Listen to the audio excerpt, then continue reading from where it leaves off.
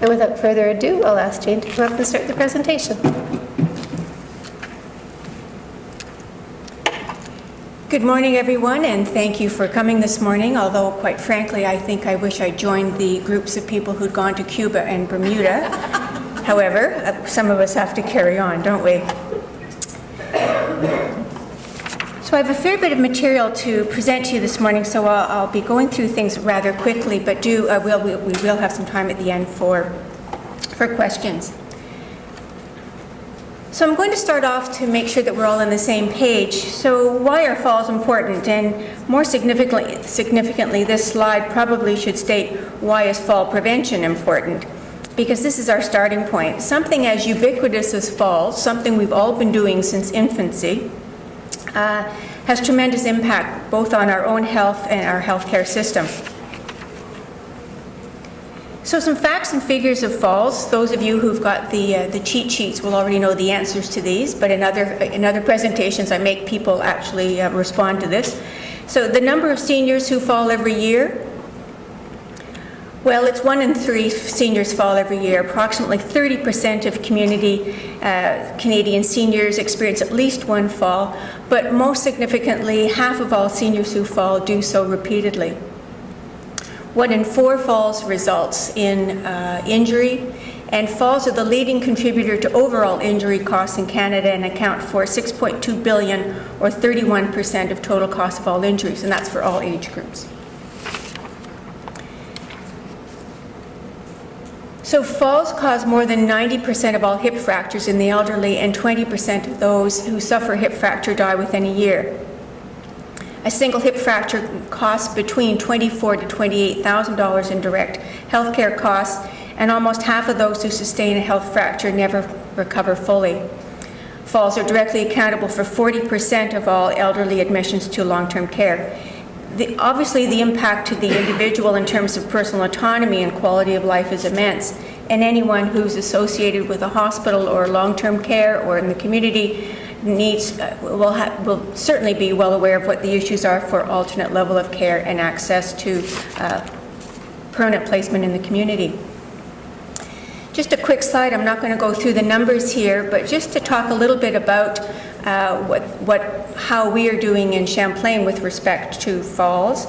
How we collect statistics on falls is we collect the number of emergency visits related to falls, the number of admissions to acute care from emergency, and the number of repeat visits to emergency. I've just given you here the comparison between Champlain and the province, and you'll see that we are higher than the region or higher than the province on the rate per 100,000, and that clearly the numbers between 2011 and the 2013 projected numbers are increasing. Probably not surprising given our demographics and the surge of the baby boom. So why target falls as a systems problem? Well, there is some good news. That when programs and strategies are targeted towards seniors, there's been a demonstrated reduction of falls amongst seniors by 20% or more.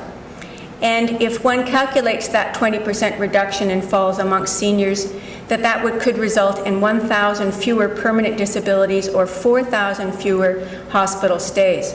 And the direct health care costs avoided would amount to almost $121 million annually. With a mean length of stay for falls of approximately 15 days, that would relate to 4,000 hospital admissions, and one can see what that would mean in terms of hospital days avoided. And studies show that when you match interventions against risk factors, they can substantially reduce the patient's risk of falling. And in certain instances, where the risk factors' presence can be greatly reduced or eliminated, and this occurs when the root cause of the risk factors are eliminated. Issues such as polypharmacy, dealing with hypotension, etc. And as I stated earlier, when coordinated or community-wide and multi-strategy initiatives to prevent falls have been placed in the community, it's been shown to significantly reduce falls-related injuries. So clearly there's some motivation for all of us in healthcare to do something about falls. So what I hope to cover today is to talk a little bit about what the provincial prevention strategy is, to talk to you about, give you an update about what's happening in Champlain, to talk about the falls prevention pilot project that we initiated in December of 2013, and to talk about the checklist, algorithm, and assessment tools that we developed as part of the pilot study, a little bit of time about the findings, and then a quick talk about what we're doing, what recommendations we have for next year. So the Provincial Falls Prevention Strategy was a toolkit that was developed in 2011. Not a minor piece of work. It's a huge 212-page document with a second volume with specific instructions around how to integrate and how to build a strategy. And what's interesting about the provincial strategy is that it mandated every LHIN in Ontario to develop a strategy. It wasn't a nice to have, it was a requirement. The provincial leads for the provincial strategy are Chantal Leclerc and Dr. Paul Remoliotis. And Chantal is the CEO of our Champlain LHIN, and Dr. Paul Remoliotis is the Chief Medical Officer of Health for Eastern Counties. So we've been very lucky to have that kind of expertise and knowledge within our region, but similarly, I think we have a little bit of their attention, and so I think that keeps the standards high. The objective of the Ontario strategy is to improve the quality of life for Ontario seniors and to lessen the burden of falls in the healthcare system.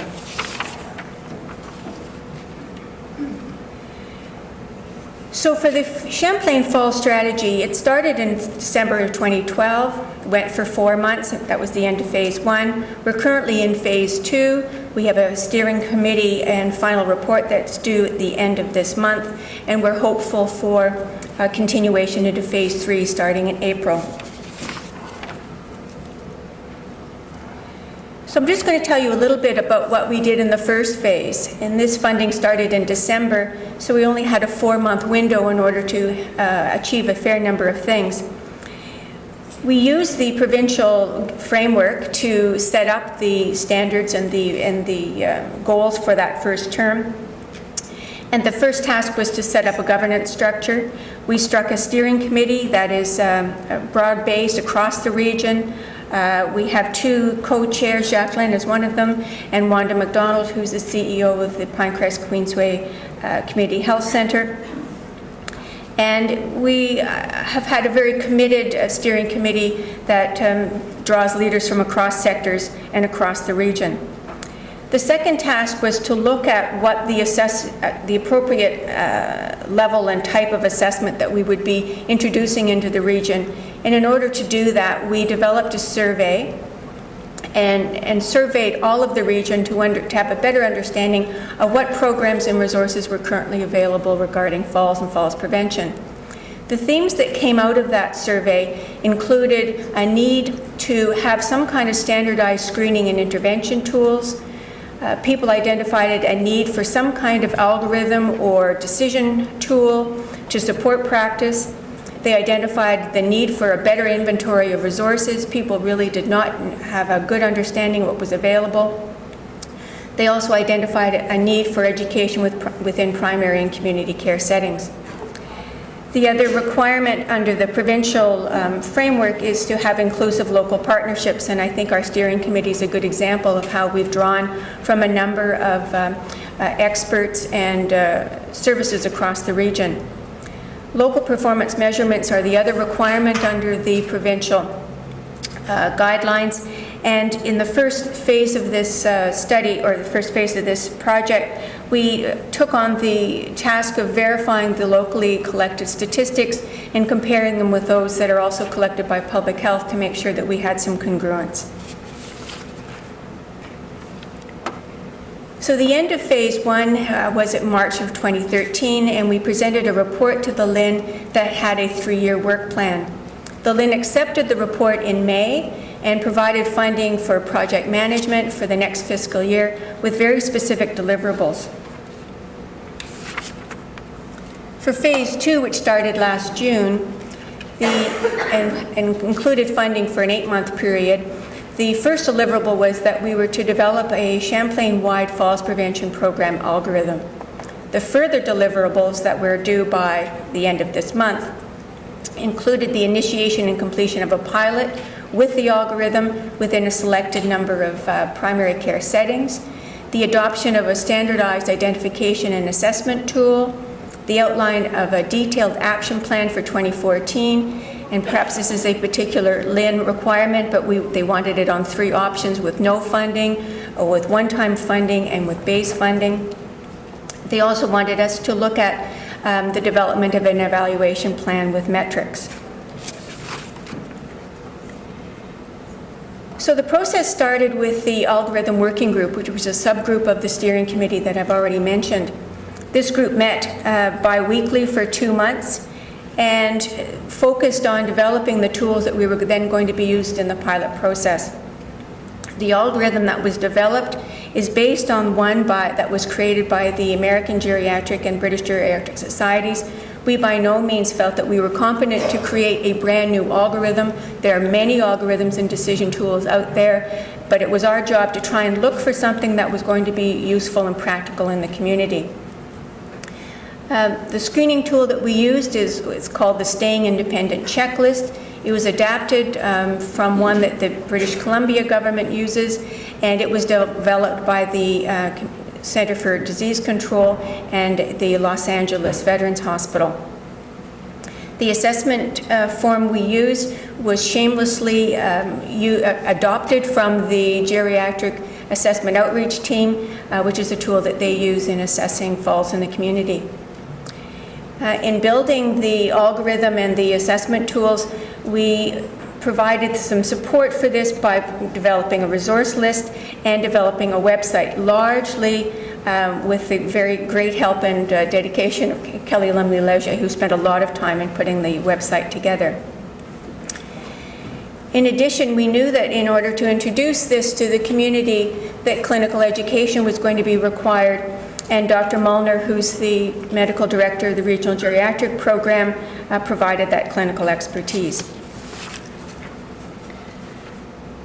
So the pilot process was started in August, so the completion of the algorithm was completed in August, along with the supporting resource list and the assessment tools. They were translated into French and were ready to be launched in September. We developed orientation and education packages, which were then developed at the 4 pilot sites in early November, with the education sessions being sort of the last piece of the launch at the end of November. And then the 3-month testing of the algorithm began in December. The 4 sites, or actually 5 sites that were chosen to participate, included the Seaway Valley Community Health Center, Pinecrest Queensway Community Health Center, but their South Nepean site, Dr. Adamson's practice in South Mountain, and Dr. O'Connor's practice at the Montfort Academic Family Health Team. The pilot design included several sites with quite different characteristics. We wanted some real varied opportunities with respect to patient population, language, and organization. So the sites in Cornwall, Ottawa, and South Mountain ticked off a number of boxes when it came to urban, rural, and francophone differences. In Renfrew, we wanted to seize the opportunity to provide both education and a networking opportunity to a broader base, and that was done in a half-day education session in January. So one of the reminders is that this was a pilot study. It was not pure research. We had very little time and very little funds in order to do this, but we wanted some very practical answers to some questions. And the questions we were posing were, to what extent do participants perceive the tools that we had put together as relevant and user-friendly? We wanted a better understanding of what extent did participants improve their prevention knowledge as a result of participating in the pilot, and we wanted to know how much participants were able to change their practice.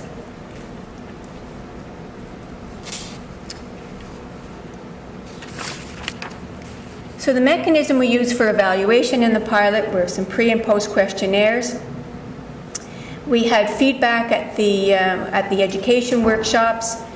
I had weekly and bi-weekly contact with each site, and there were debriefing sessions at the conclusion.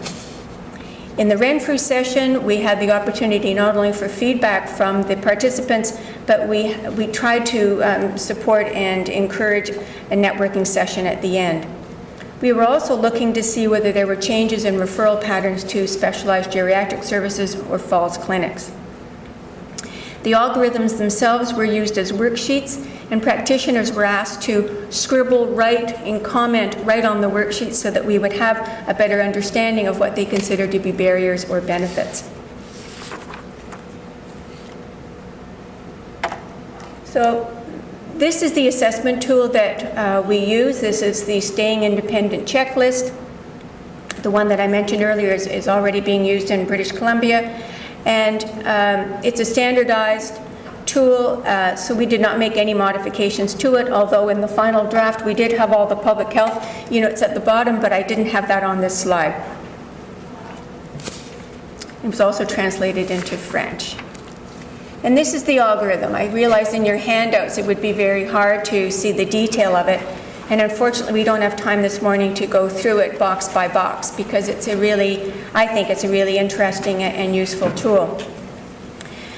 But I would like to just draw your attention to some of the components of it. You'll see that it's color-coded and stoplight sort of related, and the color coding is significant, as the green portion of the algorithm denotes the community side. So our hope is that in the future, if and when we roll this out broadly across the region, that there will be an active part for community agencies to participate in, and when patients are screened but considered to be at low risk for falls, there would still be an opportunity for them to receive health promotion messages. For patients who were screened who were considered to be medium or high risk, you would see that on the algorithm that they would move towards the boxes 5 and 6, which are the assessment and intervention boxes. And these are the boxes where Dr. Mullner spent a great deal of his time. In fact, the education sessions were concentrated exclusively on these two sections.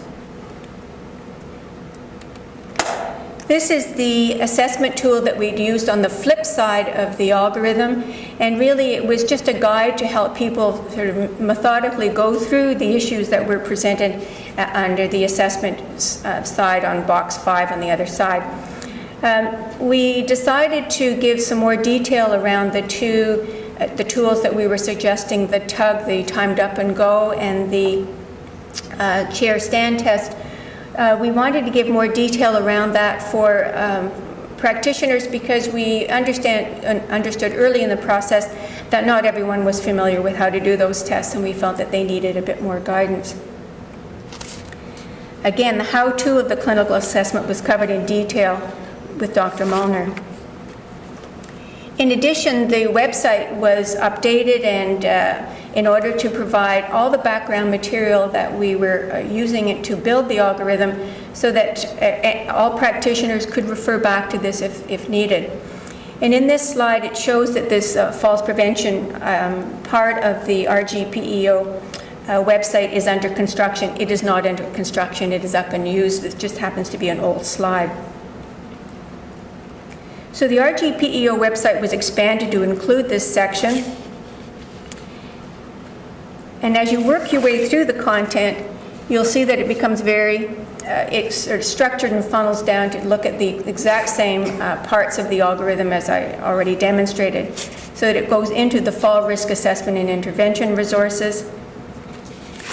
And then each category has a section in the website, and it includes the video clips of the education sessions that Dr. Mullner gave, as well as all of the materials, articles, etc., that related to the algorithm in those specific sections. In addition, it provided a link to the Champlain Healthline, which is the CCAC managed resource and information website, and which provides information on available resources specific to falls prevention. It's since been updated from this page to include all of the new resources, including the falls prevention exercise or stand-up classes that were newly introduced in the last few months, and the exercise classes and physiotherapy services that have recently been introduced. So very quickly, because the pilot went until the end of February, so we've had very little time in order to pull together some of our findings. But I just want to draw your attention to a couple of the items. First of all, across those 4 sites, we had 107 patients were screened through the algorithm, and this slide shows you the participation in the sites, first the 4 pilot sites and the participation at the Renfrew education session. So some of our findings. I mentioned the questions that we were hoping to answer. The first one, to what extent did participants perceive the toolkit as user-friendly and helpful? So there was a strong indication between 96 and 100% that the checklist was considered to be user-friendly, and 88% of the participants found it relevant. 88 to 100% of the participants felt that they would use the checklist in the future. But there were a number of recommendations, both around the graphics of the tool itself, but also the opportunity to use the checklist outside of the primary care practitioner's office. And we've already identified that the community, many community support agencies, are very willing and enthusiastic about trying to use this in the community. One of the criticisms that came through was that the checklist can be very time-consuming in a family practice office, which has, of course, its good and its bad side. Sometimes it provided a great deal of time and opportunity to understand patient situations better, but it did, as I said, was very time-consuming. 70% of the participants in the pilot study considered the algorithm to be user-friendly, and between 83 and 90% plan to use it in their practice. We received comments back about the busyness of the form, and you saw how it is quite a concentrated document. And there is a significant time commitment that's required. But there was universal agreement that it really improved the understanding of falls risk and was relevant and beneficial to include in the practice. The second question had to do with whether fall prevention knowledge was increased as a result of the pilot. And it was clear that this happened. 100% of the participants stated at both the pilots and the Renfrew feedback session indicated that their knowledge had increased. And 100% also identified that they had improved their knowledge in how to complete a falls assessment. And 65.4% indicated a better ability to refer to available falls prevention resources. However, this remained an area of some difficulty because it was clear that not all sites were as well equipped in their knowledge about community resources. Question 3 had to do with the impact to change in practice. 100% of the participants during the course of the pilot changed their practice in order to incorporate the checklist. I have to say that I was impressed by the commitment of all the pilot participants. You know, it would have been an option for them to say, this is too much, we don't want to do it, and we did not have that reaction from one person. Everybody participated right till the end. So there was a clear indication that there was some motivation and commitment to it. 88% of the participants hoped to use the checklist in the future. And in the post-questionnaire, 83% of the practitioners plan to keep using their algorithm as a way to, quote, find the root causes of falls. And one of the issues that emerged was that if the algorithm could become a more standardized part of their practice, for example, to be used in the electronic medical record, then it would make it flow much better within a family practice setting. The significance for us was that the practitioners were able to screen for risk, and where risk was identified, there was evidence that an evaluation took place that led to interventions aimed at reducing fall risk. We saw that 35 or 32% of the patients screened required further assessment. And of those, 27 or 25% were considered medium risk, and 8 or 7% were considered high risk. I feel that that's quite a significant number. So almost 1/3 of the patients, or 30% of the patients clearly some decision making took place that provided the opportunity for further intervention.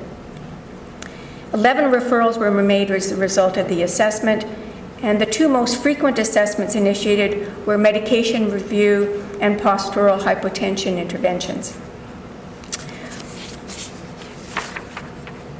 We're currently writing up the findings for for this past year's activity, and this will be submitted in 10 days' time.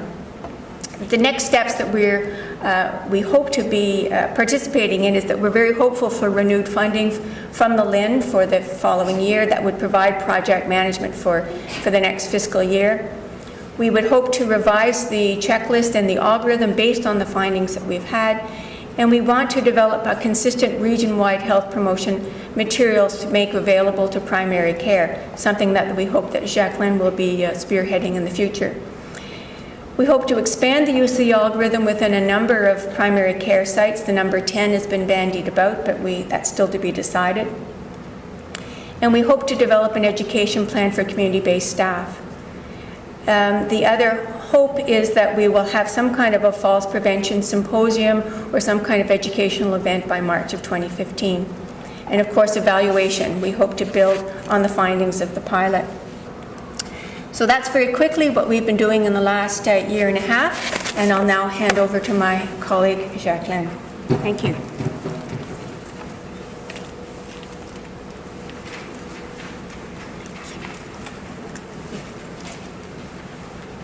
Good morning. So I'm just going to give you a brief overview of one of the programs that we have at Ottawa Public Health, our falls prevention strategy. And I'll just back up a little bit. In 2011, we received our strategic plan from our Board of Health, and older adults became a priority, specifically around healthy aging, falls prevention, caregivers, and reaching out to vulnerable and isolated seniors. So the portion that I'm going to talk about today is the falls prevention portion.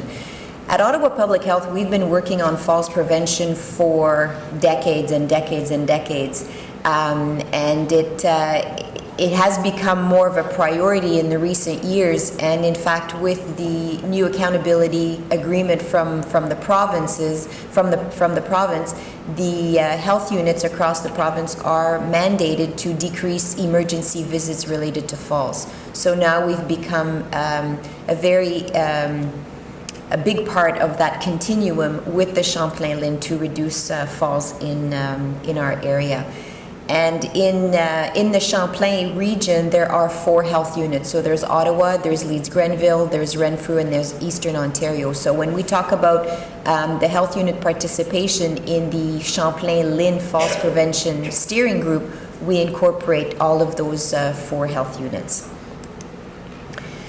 I'm just going to go through a little bit the burden of falls as we saw it when we began this journey in 2011. I'll talk about our Seniors Falls Prevention Survey that we completed in December 2012, and I'll discuss a little bit about the falls prevention strategy that we have in Ottawa. So when we started in 2011, we're looking at the stats. We knew that there were about over 6,000 ER visits every year related to falls. There were about 1,500 hospitalizations on a yearly basis and about 68 deaths related to falls for older adults 65 plus. We also knew that the older we were, the females were more likely to be hospitalized related to falls, and there's a significant jump when you're 85 years and over.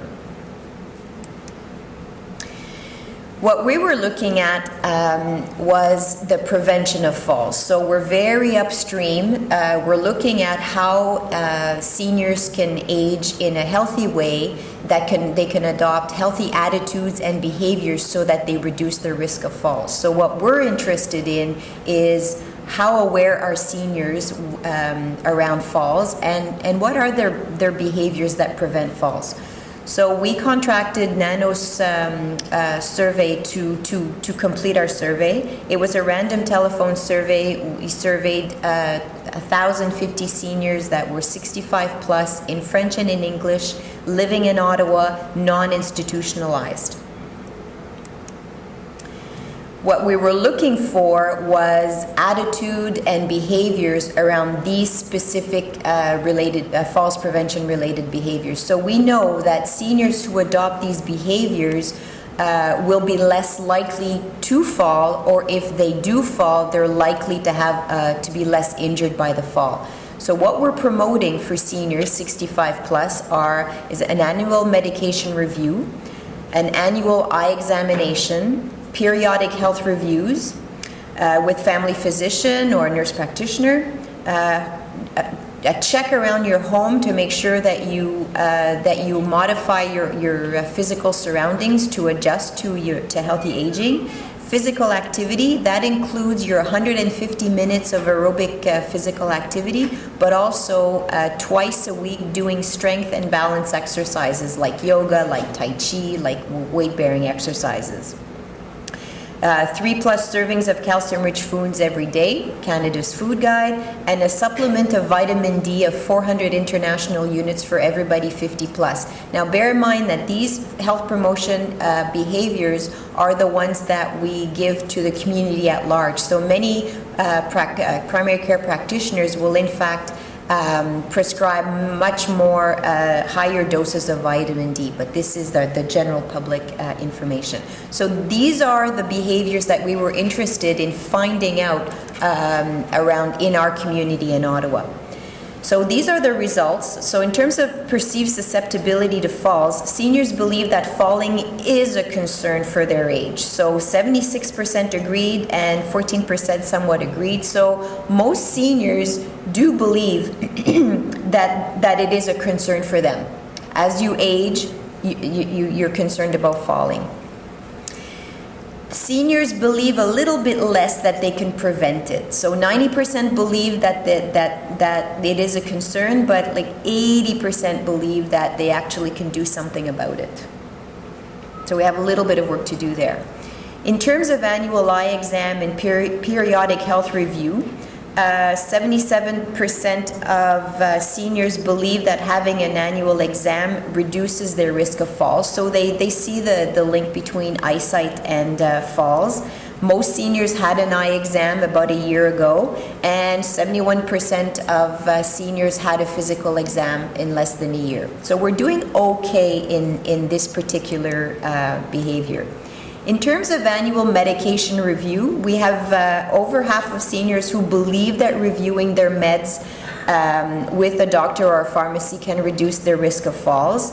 We have a little bit less than half of the seniors who believe that taking 4+ meds daily could increase their risk of falls. So seniors are not automatically connecting the dot between taking medications and being at risk for a fall. We have 31% of seniors who believe that taking 4 meds plus has absolutely no effect on falls. So there is some work to do there. In terms of taking medication, 43% of seniors do take 4 medications or more on the same day, and of those, 79% have talked to their pharmacist about side effects. So about side effects of the medication, so most of them are doing some kind of med check, but what we're realizing is that these med checks are talking about this particular medication having this particular side effect on you, not necessarily the drug interactions. So we're seeing that we need to do some work around medications review. In terms of home safety devices, seniors believe that if they install stuff in their house, it can decrease their risk of fall. So they believe that. Do they actually do it? 5%. We know that 5% of older adults need help to get out of the shower or the tub. And we have about 71% who have non-slip surfaces in their tub. So not bad. 1 in 5 seniors has a raised toilet seat. 50% have grab bars in their shower or their bath, and 3 out of 5 use extra night lighting. So seniors are kind of adapting their home environment. In terms of stairs, we know that 79% of seniors have stairs. Most of them have railings. The issue around rug remains. 70% of seniors have area rugs in their home, and 1 in 4 say that their carpets are not secured to the floor. So we still have work to do there. We know that 1 in 3 need help from another person or an assisted device to walk. terms of physical activity, these are from our epidemiologist analysis state that usually people overestimate the amount of physical activity that they do. So we could probably decrease those percentages. But 86% believe that being active reduces their risk of falls. And 77% saw the link between strength and balance and resisted training to reduce their risk of falls. So they see the value of physical activity. Do they actually do it? The report was that 51% met the requirements for physical activity for aerobic. So that's probably an over-reporting. And then 40% participated in strength and balance exercises at least strength and flexibility at least twice a week, and then 36% balance and stability. So the balance and stability is the lowest form of physical activity that seniors do. So we really do need to increase physical activity in seniors. For vitamin D and calcium intake, 67% believe that having calcium-rich foods will decrease their risk of falls, and 53% believe that taking vitamin D can reduce their risk of falls. And then again, less than half are actually meeting the daily requirements for vitamin D and calcium. So our strategy at Ottawa Public Health, really what we were looking at was reducing falls or reducing injuries related to falls. We have 3 objectives. The first one is increasing the awareness that falls are an issue, and increase awareness of what kind of behaviors you can adopt to reduce your risk of falls. The second objective we have is to increase the knowledge on how you can actually engage in those behaviors and the skills, so actually doing what you can to decrease your risk of falls. And the third is to be able to screen seniors who are at risk and refer them to appropriate resources to get full assessment and intervention. And the last part is the partnerships that we have across the city. So this is what our community awareness and education materials look like. We have 6 or 8 medication cards. On one side, recipe cards. On one side, we have the health behavior that we want a senior to adopt, and on the other side is a recipe that is rich in calcium. So we have the message around be active. We have the one focus on your eyes. We have the one around healthy bones. We have the one about home safety, the medication, and get ready for your checkup. So in terms of awareness and health education, we do have some public service announcements. You might have seen some last June and last November on CTV News, both in French and in English. I will show you some of them at the end of the presentation. We write articles for newsletters. We print in community papers. We have displays that we have in malls and in everywhere where seniors gather. And we hand out these recipe cards. We hand out fact sheets. One of them is around what quick and easy exercises you can do to maintain your or improve your strength and your balance. So in 2013, we did about 108 awareness sessions, and we did over 200 education sessions. The education sessions are really looking at knowledge and skills. The awareness sessions are just, oh, did you know that kind of thing. So through these education and awareness sessions, we reached over 9,000 seniors last year in Ottawa, knowing that there are over 110,000 seniors in Ottawa right now. So that is our health and education session and awareness section. When it comes to screening and referral, what we do is go in malls, churches, senior centers, aging in place buildings, where seniors gather. And we hold screening clinics, and our screening clinics are very, very simple. We draw them in with a blood pressure check that brings them in to us because they like that.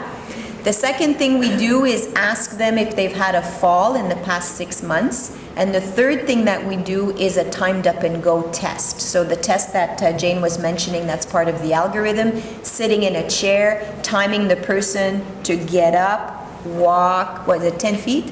And then walk back and sit down. So if you can do that under 14 seconds, you're good. If it takes you more than 14 seconds, then we say that you may be at risk of falls. We do a bit of counseling with them around the key health behaviors, and we either encourage them to come back to our education sessions,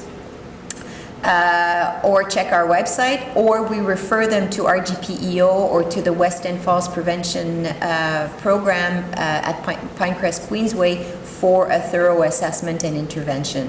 In 2013, we screened just over 1,000 seniors. We refer about 10 to 15% for falls assessment, and we refer back about 25% of seniors back to their family physician for other health-related issues, usually related to blood pressure. The partnerships that we have mostly around programming, so because we are mobile, we don't have a home where people come to us for health education sessions. We always partner with different agencies. So we're all over the city of Ottawa. Both programming is in French and in English. It's free of charge. We do a lot of outreach to get the education sessions going and the screening clinics going. We're part of the Champlain-Lynn Falls Prevention Steering Committee that Jane spoke about. We also are part of the Aging in Place program in the Ottawa community housing buildings for seniors. There are 21 seniors buildings with Ottawa community housing, so low-income housing. We provide services in health promotion services in 17 of those 21 buildings. So we do medication clean out with them. So we promote going in your pharmacy and getting all these medications that are outdated, that you're no longer using, get them out, bring them back. We have great success with that. We always do a flu clinic every year, and we do the healthy aging programming, the falls prevention screening clinics, the health education sessions in those buildings. And lately we've started a new partnership with Pinecrest Queensway and Prophysio, where the stand-up program is currently being offered across the city. And we do the health education section of the stand-up program. The stand-up program is a 12-week, twice-a-week strength and balance training, and at the end we really see an increase in the strength and balance of the older adult. Question? I'm just wondering what CHC stands for. Community Health Center. Oh. Yeah. So we do that. We're part of the physiotherapy stand-up program. So implications from our survey, implications for program and practice, we really need to work on promoting those healthy behaviors. We really need to do something about medication awareness and the drug interaction. So we're trying to work more closely with pharmacists through OPH, but also through the Champlain-Lynn Falls Prevention Program. We want to enhance the screening. What could happen in the future if the algorithm becomes mainstream and implemented in primary care settings, public health could probably be very active in promoting the Staying Independent checklist. That could maybe replace our screening clinics, or we could do a combination of both. We really need to work on improving access to physical activity. Barriers include language, include social isolation, include finances. So some people have barriers to engage in physical activities. We have videos, we have different programs in the community, so we can look at different barriers that different groups have and then alter the physical activity program or try to reduce that barrier. And at Ottawa Public Health, we're also trying to design age-friendly spaces or influence the city planning process so that age-friendly spaces are designed. And I'll show you So if you want more information on the actual report, you can contact me, or you can go to ottawa.ca and you'll be able to access the survey results. And I'll just show you now the some of the PSAs that we have. Oh, there. So there's 4, they're like 20 seconds each.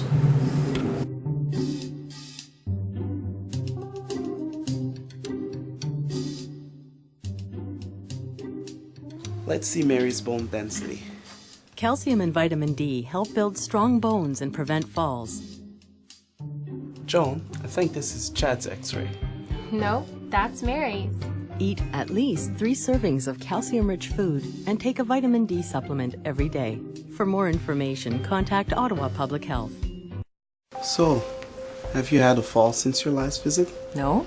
Including slips and trips?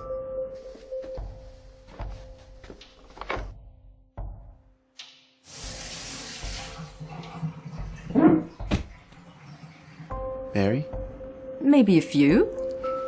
Report all falls and discuss ways to prevent them with your doctor. For more information on falls prevention, contact Ottawa Public Health. The edge of a rug, spilled tea, poor lighting, or a cord. That's all it takes. In fact, falls account for 20,000 visits to local emergency rooms every year, most involving older adults. If only falling was so graceful. Prevent falls. Make your home safe. A message from Ottawa Public Health. Bob keeps himself fit for flexibility, balance, and strength to prevent a fall. 1 in 4 seniors will fall this year. It's the leading cause of serious injury for older adults. Preventing falls is easier than standing on your head. Keep it simple. Include strength and balance activities in your day. A message from Ottawa Public Health. So those are the PSAs that we've had. 2 of them have already been aired, and the next 2 are going to be aired in 2014. So one in March, and I think one in June and November, I think. And we're hoping this will go viral. We'll try to put them on people's websites and on YouTube and in primary care offices. So that's what we've been up to at Ottawa Public Health for Falls. Are there any questions?